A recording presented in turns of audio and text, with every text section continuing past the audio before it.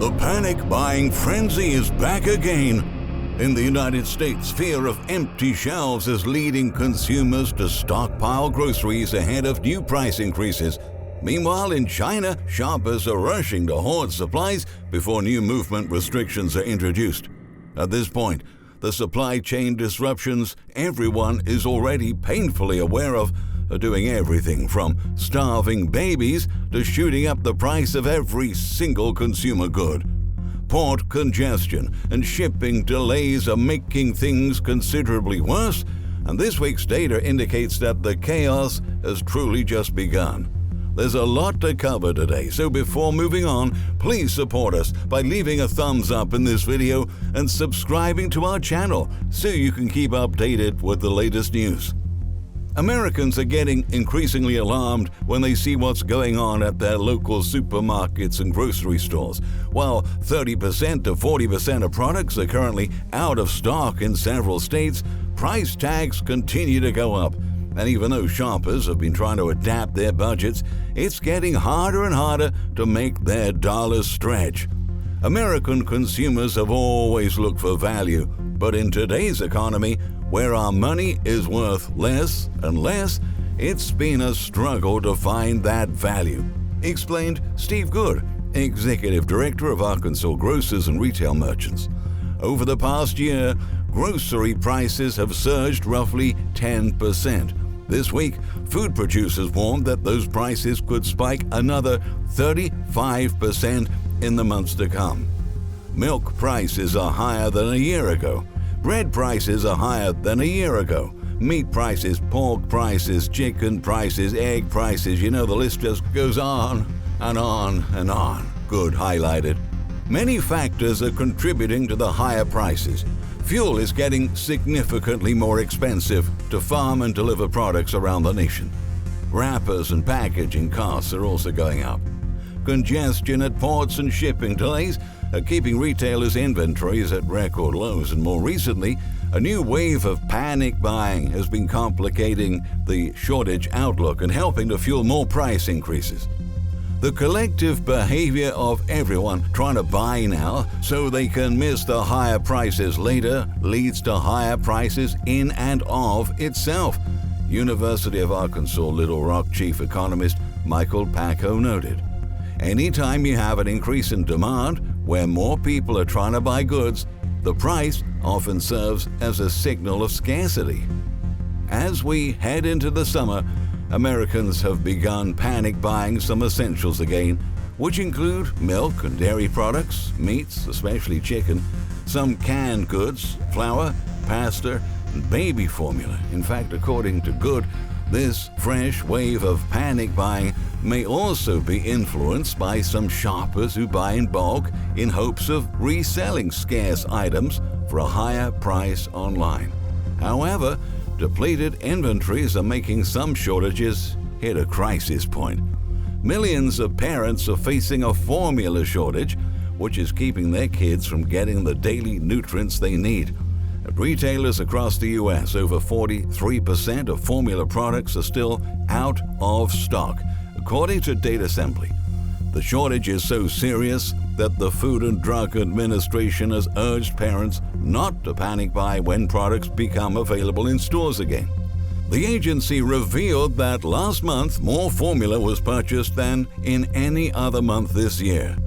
Big-name retailers such as Walgreens, CVS, and Target have reintroduced limits on how many products consumers can buy depending on stock levels. Just like many other products, formula is facing a squeeze due to worsening supply chain issues and shipping delays.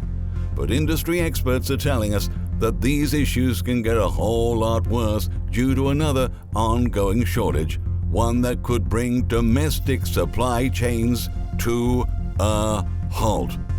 On the East Coast, a diesel fuel shortage is threatening to cripple an already fragile supply chain as truck drivers become unable to deliver goods across the country. We are really headed for a bad situation if we can't get this fixed, said Joe Kane, a truck driver. As an owner-operator, you might have to stop driving completely. We don't know. We might all be on unemployment. To me, I think it's wrong the way they're doing things. The government needs to step in. The Truck Association needs to do something about this, said veteran truck driver Gerald Herring. They have to come up with some sort of solution to solve this problem so we can move on in America. According to several trade publications, diesel supplies on the East Coast are now the lowest in almost 20 years. In fact, Gas Buddy's Patrick DeHaan noted earlier this week that current reserves will be gone in a matter of days. At the same time, on the other side of the globe, Beijing residents are rushing to supermarkets to stock up on essentials as Chinese officials send mixed messages about placing the capital under stay-at-home orders. For shopper Grace Zhao, the lack of communication between the government and the population is, quote, quite unhealthy because it leaves people in a very nervous mood, unquote. Just yesterday, chaotic scenes were seen inside supermarkets as people started panic buying while anxiously listening to Beijing's daily news conference on their phones. The city has been trying to control a new outbreak in recent weeks, closing subway stations and telling many residents to work from home, with hundreds of communities sealed off to contain cases. On Thursday, there were rumors online that authorities were about to impose a strict lockdown, which has prompted many to rush to food stores and stock up. Even though no lockdown was announced so far, officials confirmed they will start 3 more rounds of mass testing for residents in 12 of the city's main districts and recommended that people reduce movement during that time. Beijing residents are afraid that they may face draconian measures similar to those that have trapped most of Shanghai's 25 million people at home for over a month, after what was initially described as a days-long shutdown. According to one online tracker, Beijing already has more than 650 areas that are under restrictions. Everyone is stocking up, said Xiu Yin, 41, while he filled his cart with eggs and instant noodles. Those who arrived later didn't find any fresh produce and were left with limited options of meat and dried food. Meanwhile, in Shanghai, conditions remain very gloomy. In an apartment building in the city's central Jing'an district, residents were told once again they could not leave their flats after being allowed out last week just to walk around the compound.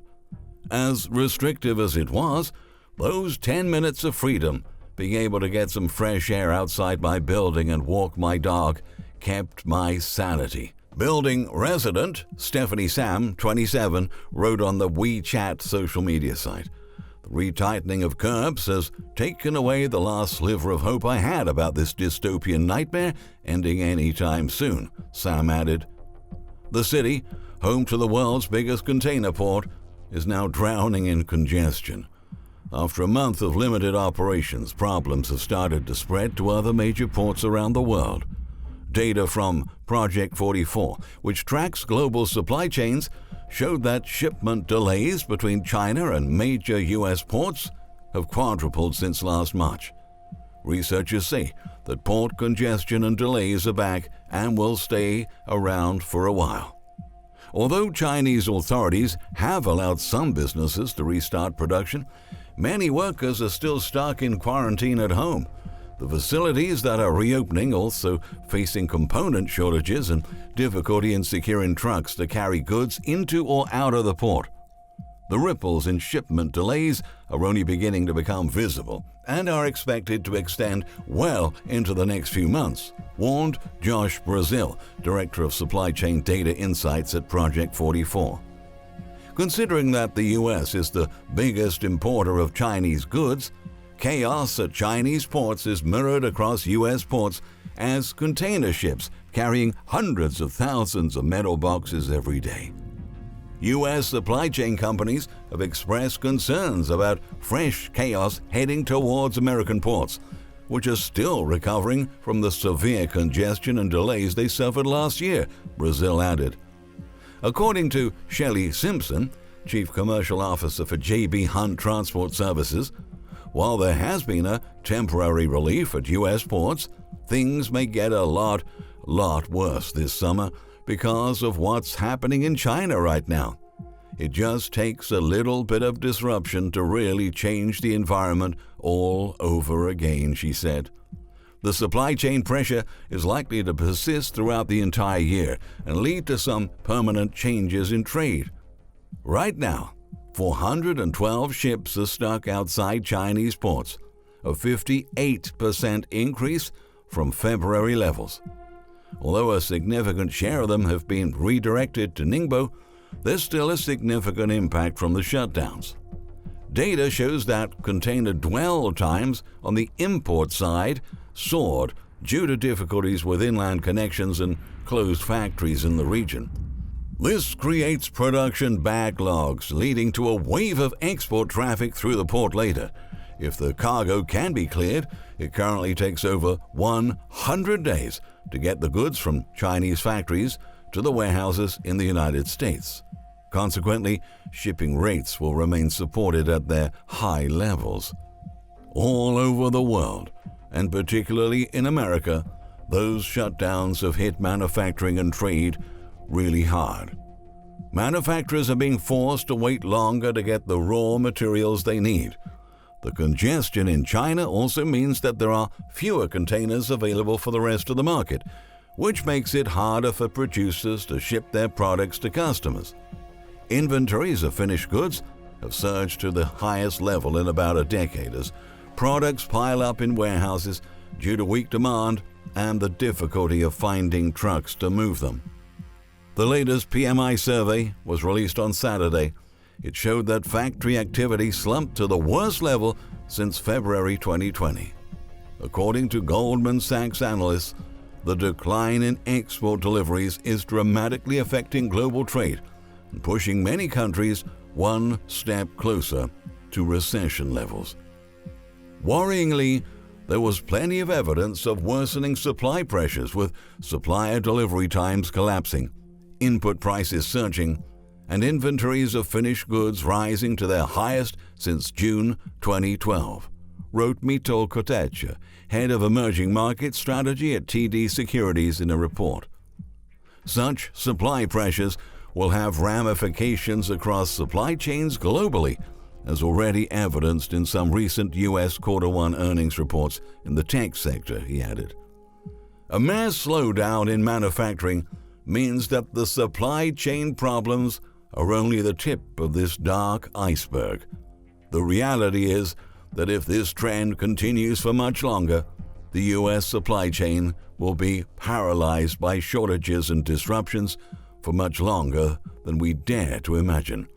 Even worse, the backbone of our economy is gonna fall apart slowly but surely, leaving all of us unprepared and unprotected from the troubles that are looming.